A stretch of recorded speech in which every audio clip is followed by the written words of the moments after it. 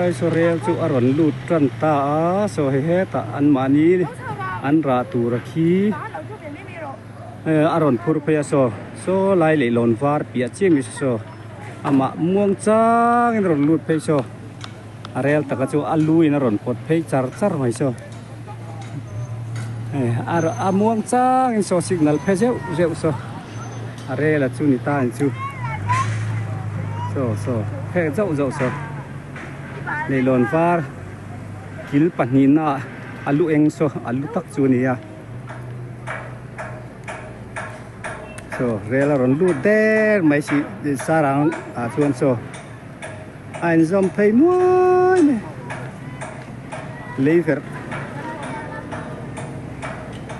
lever ko bulami so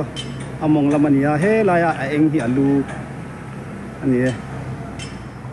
ama le lon tur he ron zo pe lai so na ding muang chang in ron kal sarang rela ron ru der mai he voin ni som thum lai lamdar ni le achan ve bor vel ni tum hi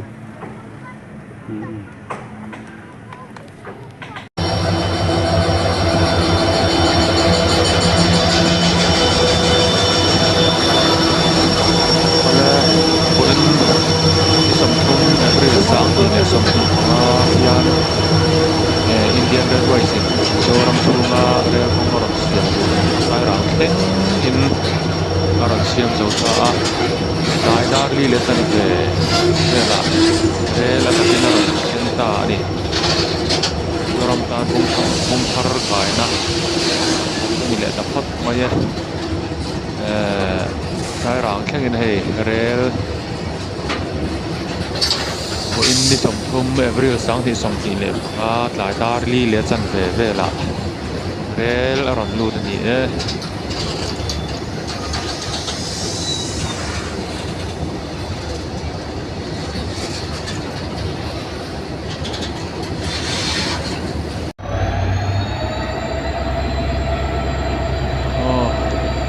yan saranga rel aron lu ta